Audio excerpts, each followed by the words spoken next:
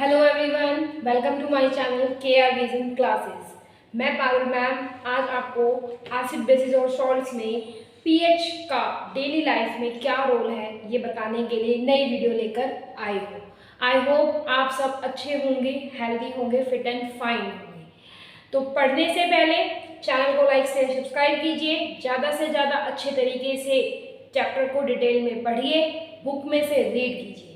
तो चलिए आज हम अपना टॉपिक स्टार्ट करते हैं। Chapter 2 acid bases and salts में the importance of the pH in the everyday life. हमारे जीवन में पीएच का बहुत ज़्यादा इम्पोर्टेंट रोल है।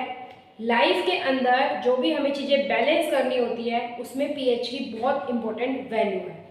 सबसे पहले हम देखते हैं कि पीएच इन ह्यूमन बॉडी, हमारे शरीर में पीएच क्या काम करता है।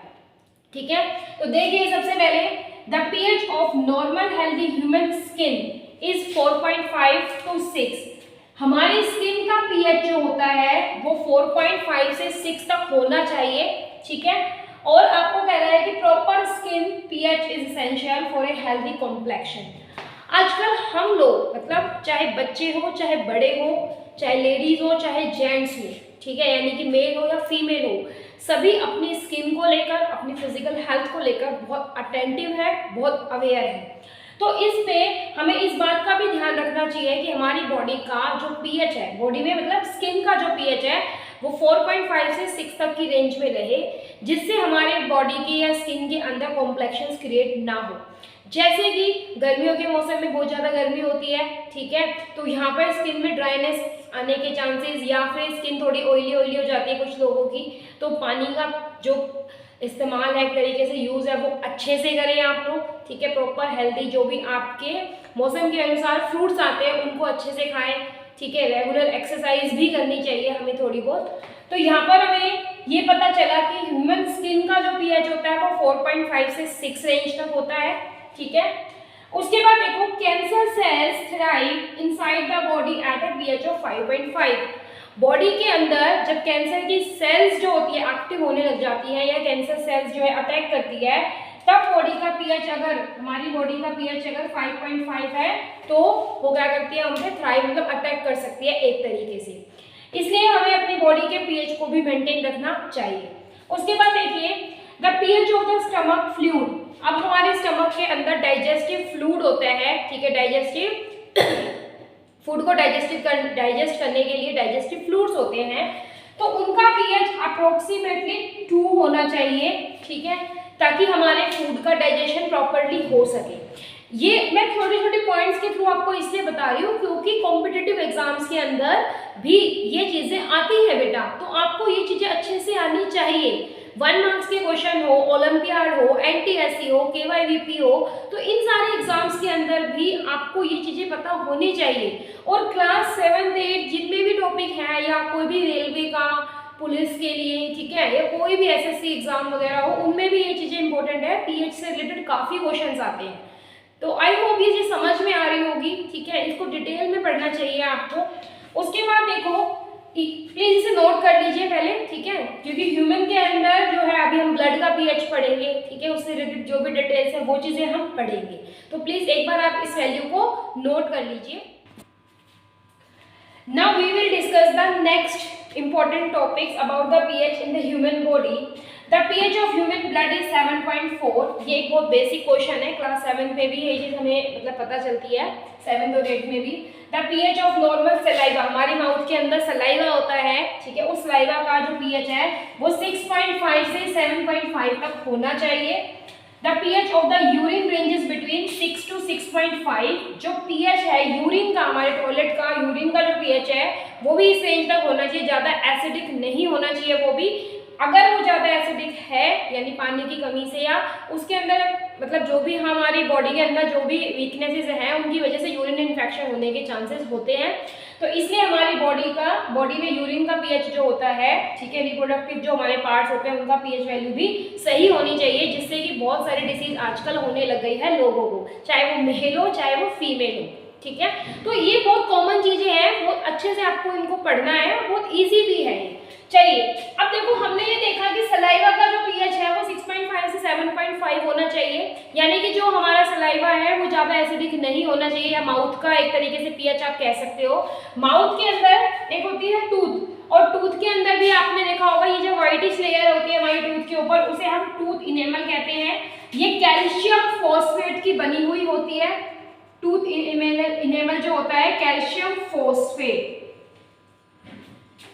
फॉस्फेट का बना हुआ होता है, ठीक है। ये हार्डेस्ट लेयर है, ये वाटर के साथ या एसिड के साथ रिएक्शन नहीं करती अगर रेंज इतनी है तो। इसमें देखिए एक बार टूथ इनेमल में, यानी कि टूथ डिके, दांतों का खराब होना आजकल एक यूजुअली जो ये बहुत ज़्यादा कॉमन प्रॉब्लम है, मतलब कुछ भी वो खाना खाते हैं, स्पेशली कैंडीज या फिर टॉफी चॉकलेट वगैरह, ठीक है, उसके बाद वो लोग ब्रश नहीं करते। अगर बच्चा छोटा है तो as a parents, as an elder, ठीक है, गार्जियन, हमें ये चीज़ ध्यान रखनी है। टूथ डिके की अगर हम बात करें तो हमारे माउथ का अगर पीएच वैल्यू, ठीक है, माउथ की पीएच वैल्यू इससे बिलो 5.5 या लगभग 6 से बिलो चली जाती है, तो ये जो टूथ इनेमल है, ठीक है, इसमें जो बैक्टीरिया जो होते हैं हमारे माउथ में, जैसे हमने खाना खाया, ठीक है, यूजुअली रात को बहुत कम लोग ब्रश करके सोते हैं, ठीक है, तो मेरा सजेशन ये है कि रात को ज़रूर ब्रश करें, ठीक है, क्योंकि रात को जो भी हम खाना खाते हैं, जो सलाइवा बनती है वो बहुत स्ट्रॉन्ग होते हैं, उसमें बैक्टीरिया बहुत स्ट्रॉन्ग होते हैं, तो टूथ इनेमल पे वो बैक्टीरियाज बेटा अटैक करने लग जाते हैं यदि आपके माउथ का पीएच 5.5 या लगभग 6 से कम होने लग जाता है, एसिडिक होने लग जाता है, तो उसके अंदर क्या प्रेजेंट हो जाता है, एक्सेस एसिड हो जाता है, और वो टूथ इनेमल को धीरे धीरे क्या करता है, उसे गलाने लग जाता है, कोरोड कर देता है, इसलिए लोगों के दांत पीले पीले से होने लग जाते हैं, वो हमें जो व्हाइटिश लेयर है वो हटने लग जाती है। तो कोरोड होने के कारण उसमें वो लेयर हट जाती है, जिससे दांत कमजोर हो जाते हैं, ठीक है, और दांतों में कीड़ा वगैरह लग जाता है। तो दांतों को बचाने के लिए पीएच को, माउथ के पीएच को, ठीक है, प्रॉपर पानी पीजिए, अच्छे से मतलब कुल्ला वगैरह कर लीजिए, अगर आपको लग रहा है एटलीस्ट खाने के बाद तो एक बार ये चीज़ करनी चाहिए, आपको गॉर्गल्स करने चाहिए, ठीक है। तो ये चीज़ें आपको ध्यान में रखनी है कि ह्यूमन बॉडी में कहाँ कहाँ पर, आई मीन कौन कौन से बॉडी के पार्ट्स हैं जिनके अंदर पीएच की इम्पॉर्टेंस है। अगर आप पीएच की इम्पॉर्टेंस को नहीं देखेंगे ह्यूमन बॉडी के अंदर, तो आपको मतलब ये लगेगा कि बॉडी भी डिसबैलेंस हो जाएगी, डिसीज भी अटैक करने लग जाएगी और हमें भी कंफर्टेबल फील नहीं होगा। चलिए नेक्स्ट देखते हैं हम importance of pH in soil, यानी पीएच, हम मिट्टी का अगर पीएच देखें, अलग अलग जगह की मिट्टी अलग अलग प्रकार की होती है और उनका टेम्परेचर भी अलग अलग होता है, ठीक है। तो हम देखते हैं नेक्स्ट पीएच इन सॉइल। जब कोई भी फार्मर किसी फील्ड में, एग्रीकल्चर फील्ड के अंदर जब वो फर्टिलाइजर्स यूज कर रहा है तो उसकी पीएच वैल्यू जो हो जाती है वो चेंज होती रहती है, ठीक है, ज़्यादा एसिडिक हो जाती है एक तरीके से, ठीक है। जब फ्रूट्स की भी हम करते हैं तो यहाँ पर हम पीएच को, आई मीन हम का मतलब जो किसान है वो पीएच को मेंटेन करने के लिए, ठीक है, सॉल्यूशंस को ऐड करते हैं पानी के साथ मिक्स करके, ठीक है, उसमें हम स्लेक्टलाइन, कैल्शियम हाइड्रोक्साइड, ठीक है, इस तरह के जो भी हमारे पास जिनकी नेचर बेसिक होती है, कैल्शियम कार्बोनेट, कैल्शियम ऑक्साइड, ये ऐसे कंपाउंड हैं जो वो अपने खेतों में ऐड करते रहते हैं टाइम टू टाइम, ताकि उस सॉइल के पीएच को मेंटेन किया जा सके। तो ये टॉपिक भी आपको डिटेल में अच्छे से पढ़ना है। अब देखिए नेक्स्ट आता है पीएच इन रेन वाटर, ठीक है। रेन वाटर का पीएच जो होता है,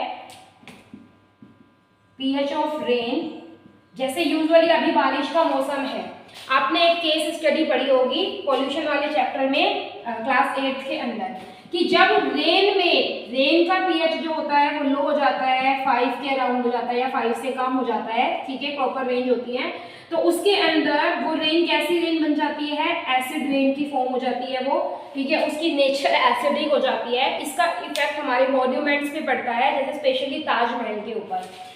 आगरा के अंदर, आगरा या नियर बाय स्टेशंस के अंदर वहाँ पर बहुत सारी फैक्ट्रीज है और उन फैक्ट्रीज के कारण, ठीक है, जो भी उनका पॉल्यूशन होता है, जो भी एयर पॉल्यूशन या एयर में जो भी गैसेस, हार्मफुल गैसेस रिलीज होती है, वो हार्मफुल गैसेस जो होती है उनके अंदर सल्फर और नाइट्रोजन के ऑक्साइड्स होते हैं, सल्फर ऑक्साइड्स, सल्फर के ऑक्साइड्स होते हैं एक तरीके से, और नाइट्रोजन के ऑक्साइड्स होते हैं। तो उस एरिया में ऑक्साइड्स ऑफ नाइट्रोजन है, ठीक है, प्रॉपर वे में जैसे नाइट्रोजन डाइऑक्साइड, नाइट्रोजन ट्राइऑक्साइड, इस तरीके से। तो वो जब ये दो कंपाउंड्स क्या करते हैं, रिएक्ट करते हैं पानी के साथ, तो उस एरिया में जो रेन होती है, इनसे, इन दोनों के रिएक्ट करने से जब ये वाटर में रिएक्ट करेंगे तो सल्फ्यूरिक एसिड, सल्फ्यूरस एसिड या फिर नाइट्रिक एसिड या नाइट्रस एसिड, ये फॉर्मेशन हो जाती है, जिससे वो रेन जो होगी उस एरिया की या उस एनवायरनमेंट की रेन जो होगी वो एसिडिक नेचर की होगी, और एसिडिक नेचर होने के कारण वो उनका इफेक्ट मॉन्यूमेंट्स पे ज़्यादा अच्छे से दिखाई देता है, क्योंकि ताजमहल का कलर या उसके मॉन्यूमेंट्स जो संगमरमर यूज किया है वो वाइट है, वो येलोइश हो जाता है। तो पीएच जो होता है, रेन का पीएच भी मेंटेन होना चाहिए, क्योंकि रेन जब बारिश एसिडिक होगी तो मिट्टी पे गिरेगी, और यहाँ पे मिट्टी में गिरेगी तो मिट्टी का भी पीएच क्या हो जाएगा, फिर से चेंज हो जाएगा, एसिडिक हो जाएगा। तो ये भी एक इम्पैक्ट होते हैं पीएच के, ठीक है। तो ये 3 टॉपिक नोट कर लिए आपने। जैसे ह्यूमन बॉडी में पढ़ा हमने, ठीक है, HCl होता है प्रेजेंट, तो उसका पीएच जो होगा वो डाइजेशन में मैंने आपको बता दिया है कि डाइजेशन में पीएच का भी बहुत इंपॉर्टेंट रोल है बॉडी के अंदर। चलिए, उसके अलावा देखिए नेक्स्ट देखते हैं हम प्लांट की ग्रोथ के लिए, ठीक है। पीएच की वैल्यू जो होती है वो प्लांट ग्रोथ के लिए बहुत इंपॉर्टेंट होती है।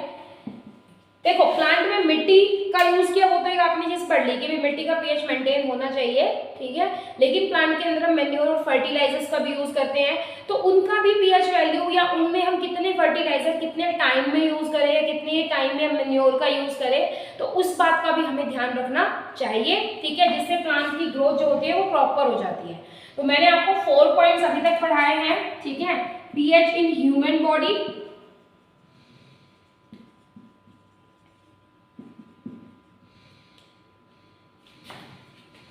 pH in soil, pH of rain, plant growth, ये कह सकते हो आप, ठीक है। उसके अलावा इंडस्ट्रीज के अंदर भी बहुत सारी केमिकल इंडस्ट्रीज ऐसी होती है जिनमें हम पीएच की वैल्यू को मेंटेन करके चलते हैं, ठीक है। हम ये कह सकते हैं पीएच इन इंडस्ट्रीज,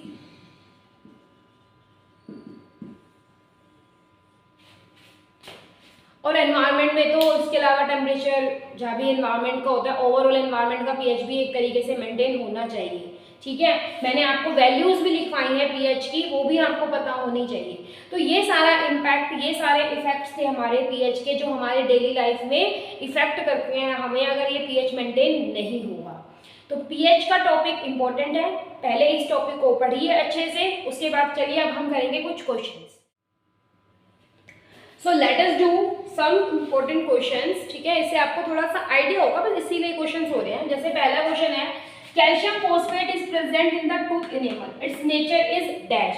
कैल्शियम फॉस्फेट जो होता है टूथ इनेमल में, उसकी नेचर आपको बतानी है कि एसिडिक होती है, बेसिक होती है, ठीक है, उसकी नेचर क्या होती है, इट्स नेचर इज न्यूट्रल। क्यों होती है neutral?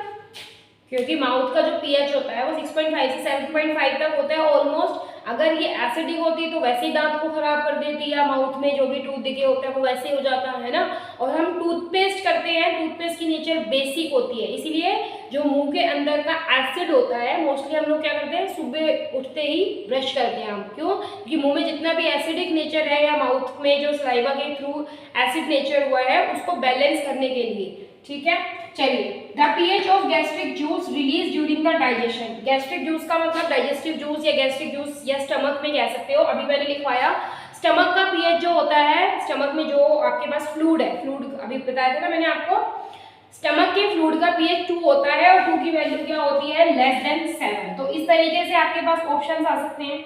Name one acid base indicator for visually impaired child या स्टूडेंट। जो लोग ब्लाइंड होते हैं, विजुअली इम्पेयर्ड होते हैं, ठीक है, उनके लिए हम अगर वो लैब में टेस्ट कर रहे हैं या वो लैब्स के अंदर हैं या नॉर्मली एसिड बेस इंडिकेटर में, हम उनके लिए कौन सा एसिड बेस इंडिकेटर यूज करेंगे। तो मैंने आपको बताया था हमारे पास ऑल फैक्ट्री इंडिकेटर्स होते हैं जो स्मेल करके कर सकते हैं, ठीक है, कलर चेंज वो नहीं डिटेक्ट कर सकते तो स्मेल करके करेंगे। या तो हम वेनिला का यूज कर सकते हैं या फिर हम अनियन का यूज कर सकते हैं। अगर स्मेल चेंज होगी, ठीक है, और स्मेल चेंज नहीं होगी, कोई इम्पैक्ट नहीं होगा, तो एसिड बेस का इस तरीके से आपको पता, I mean visual impaired students को पता लग जाएगा। ठीक है, उसके बाद देखिए कुछ एक दो और इम्पोर्टेंट क्वेश्चंस। चैनल को लाइक शेयर सब्सक्राइब कीजिए, अच्छे से पढ़ते रहिए। आप भी सोचे होंगे कि मैम बार बार पढ़ने के लिए कहती है, क्योंकि बेटा पढ़ाई बहुत ज़्यादा इंपॉर्टेंट चीज़ है।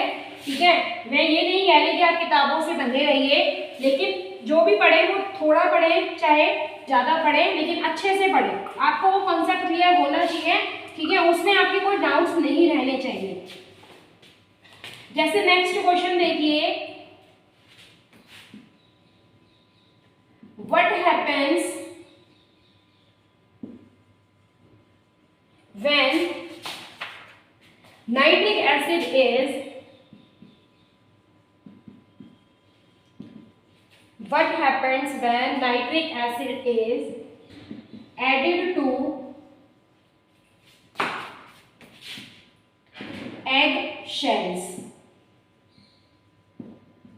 यदि हम अंडे एग के शेल में नाइट्रिक एसिड को ऐड करते हैं तो क्या रिएक्शन होती है? सबसे पहले हमें पता होना चाहिए कि जो एग शेल है वो एक प्रकार का कैल्शियम कार्बोनेट है। ठीक है, तो एग शेल के अंदर मैं आपको सिंपल रिएक्शन लिख रही हूँ, लेकिन आपको अगर ये क्वेश्चन 2 या 3 मार्क्स का आता है तो आपको स्टेटमेंट फॉर्म्स के अंदर लिखना है। कैल्शियम कार्बोनेट का रिएक्शन नाइट्रिक एसिड के साथ करते हैं तो हमारे पास कैल्शियम नाइट्रेट, ठीक है, प्लस कार्बन डाइऑक्साइड और प्लस वाटर फॉर्मेशन हमारे पास होती है। ठीक है, you have to balance it, ये आपके लिए क्वेश्चन है।